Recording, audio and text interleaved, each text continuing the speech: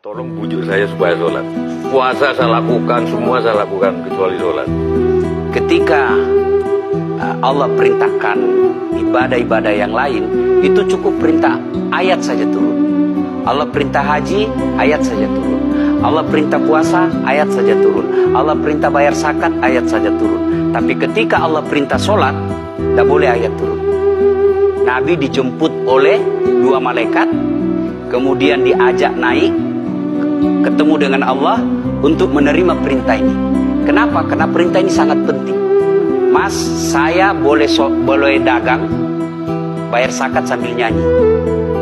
Saya boleh haji sambil nyanyi. Tawaf, labbaik Allahumma labbaik, labbaik la syarika laka labbaik. Boleh. Ya, saya bayar zakat boleh sambil nyanyi. Begadang jangan begadang. Kenapa? Sholat tak boleh. Allahu Akbar. Darah muda, darahnya pada batal sholat saya. Kenapa? Inilah puncak penghambaan kepada Allah. Jadi puncak penghambaan kalau saya meraku hamba, sholat. Yang paling mulia dalam tubuh kita, kepala. Adik-adik bercanda dipukul pantatmu masih senyum. Dorong dadamu masih senyum. Tapi jangan bercanda pukul kepalamu. Kau pukul kepala saya pasti saya marah. Kenapa? Harga diri di sini. Tapi ketika kita sholat, anggota tubuh yang paling mulia, kepala, rendahkan seperti kakimu.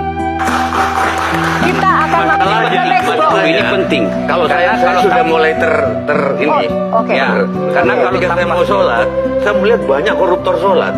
Ya. Saya melihat banyak orang sholat yang kalau saya ajak ngomong main HP, nggak punya adab. Yang paling enak memang sholat tidak korupsi. Yang paling nyaman memang, paling ideal sholat jujur. Tapi wala talbisul haqqa bil batil, kata Allah. Allah tidak mencampurkan antara hak dan batil. Sholatmu beda, puasamu beda, maksiatmu beda. Itulah sehingga Allah hadirkan dua malaikat, Rakit dan Atid, mencatat yang baik di baik, yang salah salah. Tapi ini setan kan tidak membiarkan itu. Maka setan masuk. Nah, dia sholat tapi dia korup. Tapi Allah Maha Adil. Maka ditimbanglah nanti, mana yang lebih banyak, kebaikanmu atau keburukanmu. Kalau dia baik amalnya, tapi tidak ada sholatnya, sia-sia. Kenapa? Passwordnya kebaikan itu, kuncinya itu adalah sholat. Ustaz, ketika naik haji, naik pesawat, pesawat itu mungkin dibikin orang yang nggak sholat. Iya, betul. Terus gimana tuh? Nah, kursi itu mungkin dibikin orang yang nggak sholat. Iya, betul. Terus? Nah, bagi orang yang tidak sholat itu, Allah nanti perlihatkan amalnya. Yang ciptakan listrik ini luar biasa amalnya. Iya. Saya bisa dakwah karena ada mic. Iya. Dan mic itu dari orang non-muslim yang ciptakan. Maka Allah nanti pamerkan. Ini kau punya amal. Ini 10 kuda, 10 miliar kau punya amal. Mana passwordnya? Mana kuncinya? Kuncinya itulah sholat. As-sholatu imanuddin, as-sholatu miftahul jannah. Sholat itu kunci kebaikan. Sholat itu tiangnya agama.